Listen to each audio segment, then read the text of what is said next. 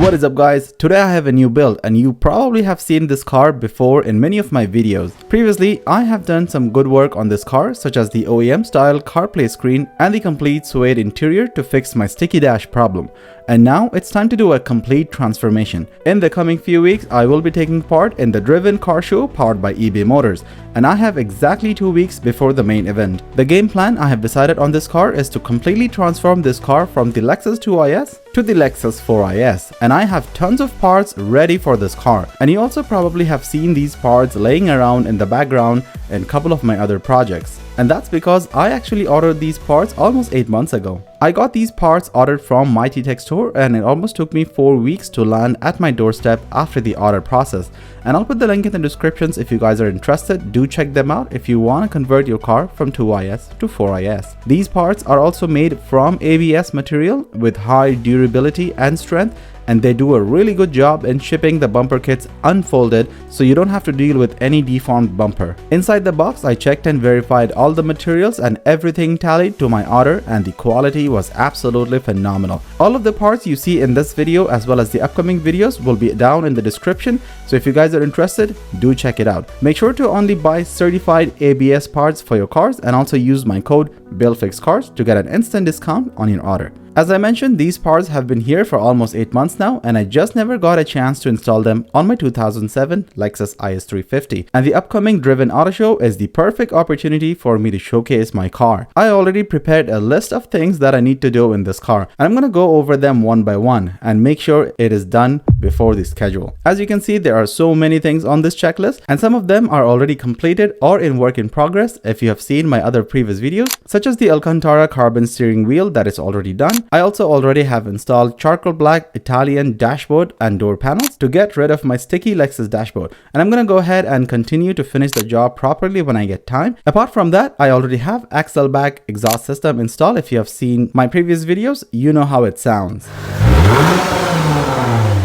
And I also have installed the Touring 18-inch wheels with low profile tires. And on these wheels, I need to go ahead and put some work for repainting and getting them refinished. So in today's episode, I'm gonna start with the headlight conversion first. And after the headlights are converted and connected properly, I can go ahead and do the bumper conversion. So without further ado, let's get started. Alright guys, so I've had these headlights for about 5 months and I've never even got a chance to test fit on the car and test out the electrical functioning of the car. So these are the headlights, and these are from the 2024 IS500, and these should look absolutely phenomenal. They have a turn signal light that should also have a programming inside. It has its own DRL, and it has its own LED cob lights that should completely transform the looks of the car. You can see from the reflection here, it looks absolutely phenomenal. I mean, I love the factory lights, but when you talk about these IS500 lights, these are absolutely phenomenal. So now I'm gonna go ahead and remove these headlights first and then test fit these as well as try their electricals out, and then we'll see the result. So here's the process for removing the headlights. You have to first remove the engine covers that is right there.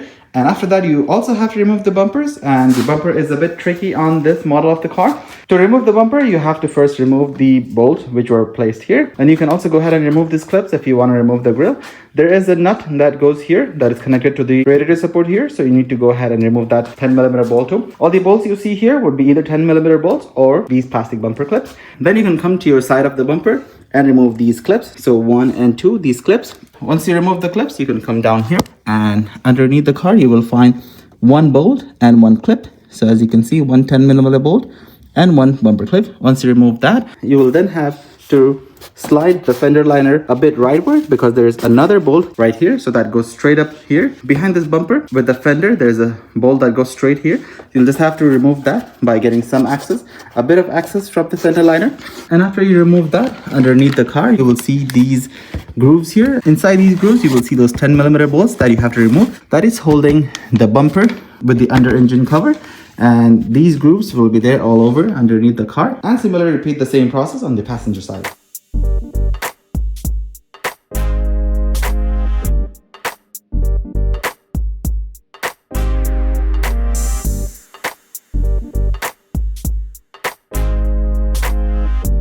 Alright, the bumper is out now. So now I can go ahead and remove these headlights. I just have to remove 2 bolts from here. Just the 2 bolts. This one can stay. This stays with the fender. On the top, I just have to remove this 1 clip right here. The other bolt to remove will be right here. And then I can go ahead and disconnect the wires and take the headlight out. And after you're done removing all the screws and bumpers, you will have the main wiring harness here that connects all the wire, one single port here. You're gonna have to push this clip all the way back because it has the lining here, as you can see over the words here. It has a passage through here that lets this come out. As you can see right under my finger here, the passage here allows this pillar right here to slide through and it comes out. Once you take off your bolts, the headlight should come out right easy.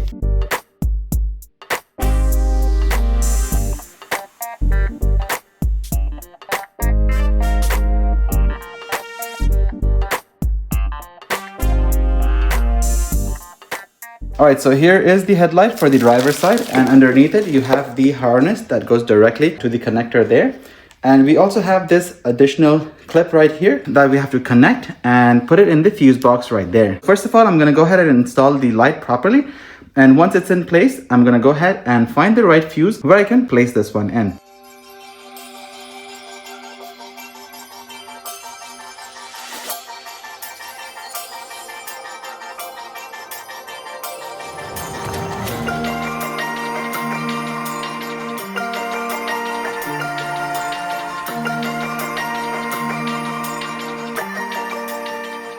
Alright, the headlights look amazing. It is sitting properly and there is no other gaps that needs to be filled.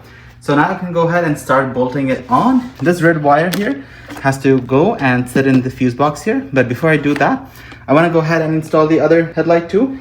And then I'll tuck in the wire inside underneath these panels and zip tie it so that it's not seen anymore. And then I can look into the fuse box.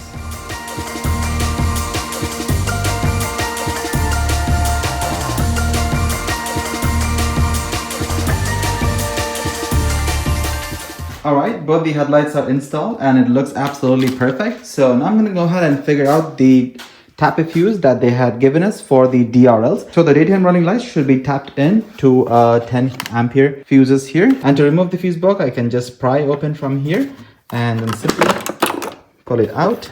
There you go.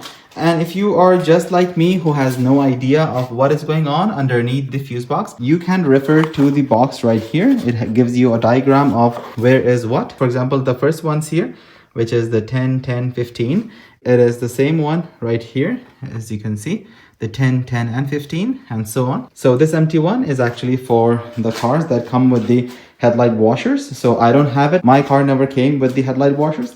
So this one is empty. I can go ahead and run an all-time running fuse. And for that, I have to go ahead and connect the battery and use a multimeter just like this one. This is the Tesmen Smart Digital Multimeter, one of the best tools you must have in your garage. Inside the box, you will get a palm-sized pouch that includes the multimeter as well as its user manual. Inside the small bag, you will get everything you need, including the wires, AAA batteries, and the smart digital multimeter with a rugged case. This device starts at auto mode by default. You can also long press on this button to activate the flashlight if you are working in low light areas. The auto mode is very useful. You just connect the ground and the input wires and it will automatically detect what you intend to measure, such as resistance, continuity, amperage, or voltage. The Tesmen multimeter also has a non-contact voltage sensing, which means you can detect a live wire or voltage just by bringing the device close to the electrical connector. Long press on the NCV button, bring this device safely close, and it will tell you if there is a high or low voltage. Just like that. And if you're working on cars, such as reading your current battery voltage, connect the ground to the negative and the red input cable to the positive terminal of your battery. This is definitely a very handy tool for your garage, and I'm gonna put the link in the description if you guys are interested. Definitely check it out. Huge thanks to Tesmen for sponsoring today's episode. Now let's get back to it. Okay, so for the fuse, what you want to do is you want to connect it with your ACC. Here you have your 10 ampere ACC, which is generally your IG2, and you basically want to do that because whenever you turn on your car, this power should be turned on so that your DRLs is always on. Basically, that's what you want to do. So now you can go ahead and remove your Lexus fuse remover. So this is a tool provided by Lexus to remove any of your fuses. So I can go ahead and remove this one right here and just pull it out.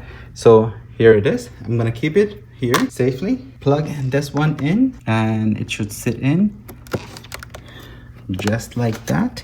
And as you can see, it sat properly. And now I just have to route the wires outwards. I can just put it over here, tuck a little bit of wire in. So I can use this to tuck the wire in here. So before I lose this, I'm gonna go ahead and put it back right here. Now I think I need to cut a hole right here. It's gonna lock the wire here and the wire might get cut So what I'm going to do is just cut a slide pathway just by this locking mechanism here so that the wire can come out easily. There is a small cutout here, so I'm just going to use the same cutout and move forward just so that the red wire can come through. Alright, so just like that, I was able to cut a small hole right here, as you can see, this hole, and that also continues right here. And this will make it easy for the wire to pass through. So I'm going to try putting that in right now. Alright, as you can see, the wire is snug and the box is also sealed. It doesn't look like it's going to move. And I'm going to tuck the red wire in a way that this red wire is not visible at all. Before I move further, I actually forgot to take out these plastic covers right here from the OEM headlight. So the same on the passenger side. So I'm going to go ahead and remove these. So there are just 3 screws right here. So 1, 2, and 3. And similarly, the one on the other side too. Just remove them and put them back on the new ones. Alright, so the headlight brackets are now in and that's positioned right here, and I can connect the battery and test the lights out. Alright, so now all the plugs and wires have been checked. Everything is done. The fuse for the DRL is also connected. I just went ahead and connected the battery right now. So now let's go ahead and test the headlights. As you can see, when I unlock the car, there is a very nice amber light for the hazards. So now I'm going to go ahead and turn on the car to test all the headlights. The startup animation starts with a sliding LED display, followed by this pretty blue illumination, then it strengthens the bright white LED DRL. The DRLs also dim at night, and the low beam lights are also super nice. High beams are also very bright, as well as lights up really good. The turn signals have an animation too, but as you can see, I need to install an LED relay under the steering wheel fuse box because whenever you install an LED turn signal light, the car automatically thinks there is a fused bulb because of a mismatch of the voltage. But this should be an easy fix. Alright, as you saw, the headlights work absolutely phenomenal. I am really happy with the results, and these headlights are super high quality and functions great. The agenda for the next episode will be to install the new 4IS bumper. And if you have enjoyed this episode, make sure to hit that thumbs up button and don't forget to subscribe. Until next time, I'll see you on the next one.